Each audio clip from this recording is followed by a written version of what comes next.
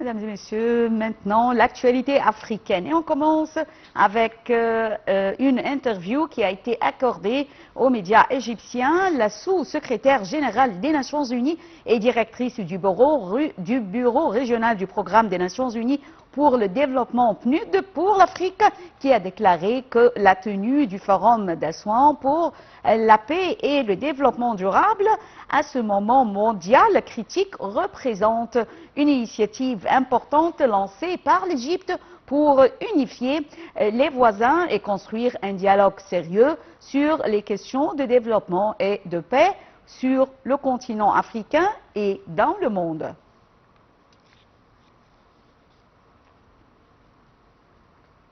Dr Rami Al-Malchat, ministre du Développement économique, de la planification et de la coopération internationale, a souligné que les défis auxquels le continent africain est confronté pour parvenir au développement et la mise en œuvre de l'agenda 2063 nécessitent une plus grande intégration des institutions financières africaines.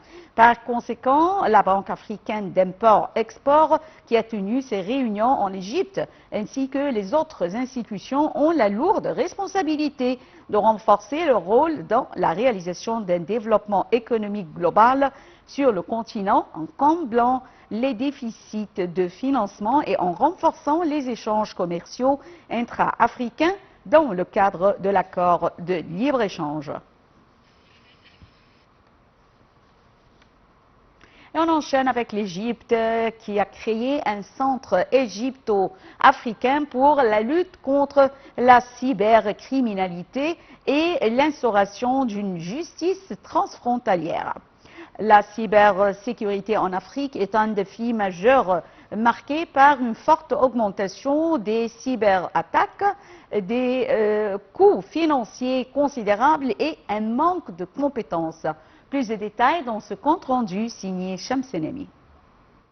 L'Égypte a créé un centre égypto-africain pour la lutte contre la cybercriminalité et l'instauration d'une justice frontalière. Dr Amra Talat, ministre des Communications et des Technologies et de l'Information, avait annoncé que l'Égypte progressait dans la création du centre égypto-africain pour la prévention et la lutte contre la cybercriminalité, en coopération avec l'Office des Nations Unies contre la drogue et le crime. Il a expliqué que ce centre servirait de modèle unique pour le renforcement des capacités et le transfert de technologies au niveau régional et africain, incarnant ainsi l'engagement de l'Égypte à soutenir l'intégration régionale et à consolider la justice transfrontalière à l'ère numérique. Cette annonce a été faite lors de la conférence organisée par Hanoï, la capitale vietnamienne, en présence de dirigeants mondiaux et des représentants des Nations Unies, au cours de laquelle l'Égypte avait signé la Convention des Nations Unies contre la cybercriminalité. Cette convention constitue le premier cadre juridique international complet pour lutter contre la cybermenace et la criminalité transnationale. Adoptée par l'Assemblée générale des Nations Unies en décembre 2024 et signée par plus de 60 pays, elle comprend 9 chapitres couvrant les aspects juridiques, procéduraux, coopératifs et techniques de la lutte contre la cybercriminalité. Cette cybercriminalité et cette cybersécurité en Afrique est un défi majeur marqué par une forte augmentation des cyberattaques, des coûts financiers considérables et un manque de compétences. L'essor du numérique accroît les risques, touchant autant de particuliers que les entreprises, avec des attaques souvent basées sur l'ingénierie sociale. Pour y répondre, plusieurs pays, dont l'Égypte, développent des stratégies nationales, renforcent la coopération internationale et continentale pour investir dans la formation, tout en soulignant le besoin crucial de la sensibilisation et de compétences. Le ministre a indiqué que l'Égypte accueillerait une conférence internationale au Caire dans les prochains mois afin de discuter les mécanismes de mise en œuvre de l'accord et de traduire ces dispositions en politique et partenariats concrets, réaffirmant ainsi son engagement à concrétiser ces principes dans l'espace numérique mondial. L'Égypte continue de consolider sa position régionale en tant que pays pivot en matière de sécurité et de stabilité, non seulement sur les plans politiques et économiques, mais aussi dans le domaine de la cybersécurité et de la lutte contre la cybercriminalité. Et j'ai le plaisir d'avoir avec moi actuellement en ligne Dr Minna Arif, professeur d'économie, qui va nous jeter la lumière sur ce centre. Bonjour Dr Minna Arif et bienvenue. Dr Minna Arif, vous m'entendez? Eh bien, une erreur technique a eu lieu et une très petite pause pour la prière et on se retrouve tout de suite. Restez avec nous.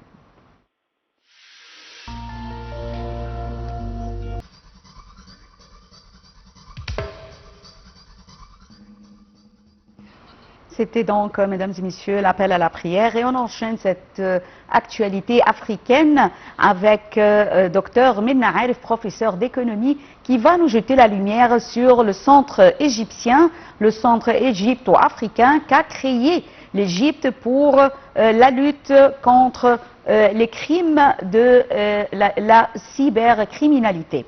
Et bonjour Dr Minna Arif et bienvenue Dr Minna Arif, professeur d'économie. Bonjour et bienvenue. Bonjour. Alors, selon vous, qu'est-ce qui a encouragé l'Égypte pour créer ce centre égypto-africain pour la lutte contre la cybercriminalité? En fait, l'Égypte a été motivée par plusieurs facteurs.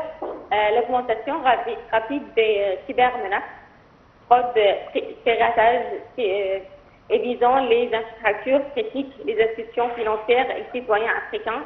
La volonté de consolider sa position régionale comme acteur clé de la sécurité numérique sur le continent.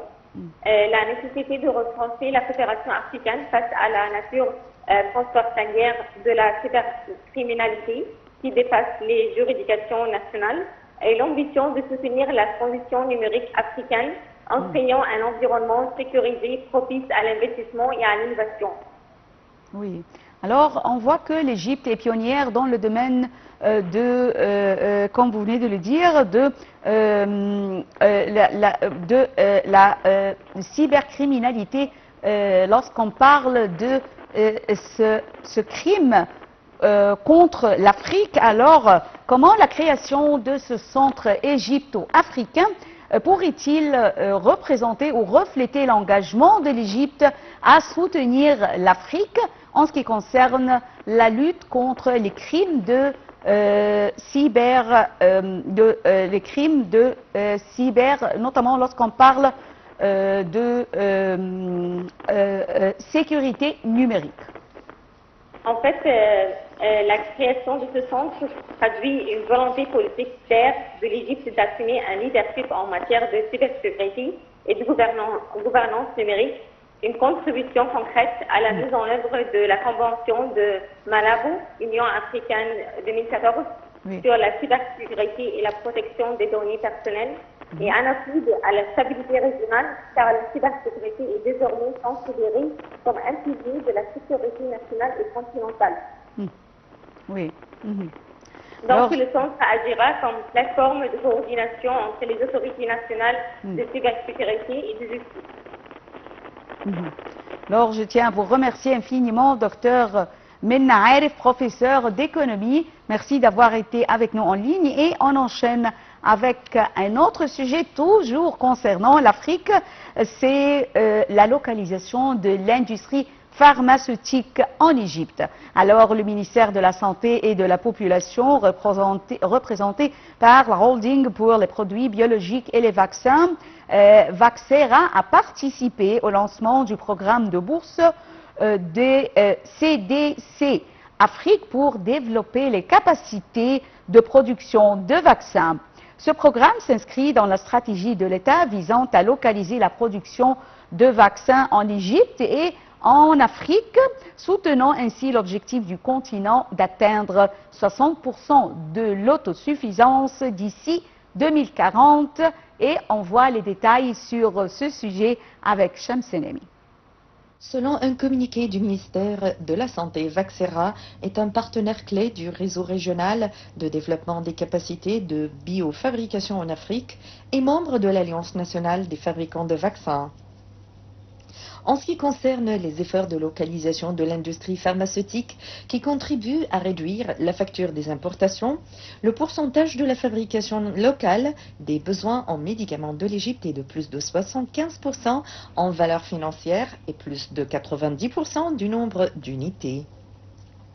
Il s'agit donc d'un centre régional pour l'industrie pharmaceutique sur la terre d'Égypte, l'une des plus grandes villes pharmaceutiques du Moyen-Orient et d'Afrique, construite sur une superficie de 140 000 mètres carrés pour la première et deuxième phase, tandis que la capacité de production de la ville varie désormais entre 250 millions et 300 millions d'emballages par an. Quant à l'industrie moderne des antibiotiques, son taux de localisation a atteint 79% et des économies d'environ 70 millions de dollars ont été réalisées grâce à la réduction des importations. L'Égypte a déployé beaucoup d'efforts pour équiper une énorme infrastructure pour la fabrication de produits pharmaceutiques en Afrique.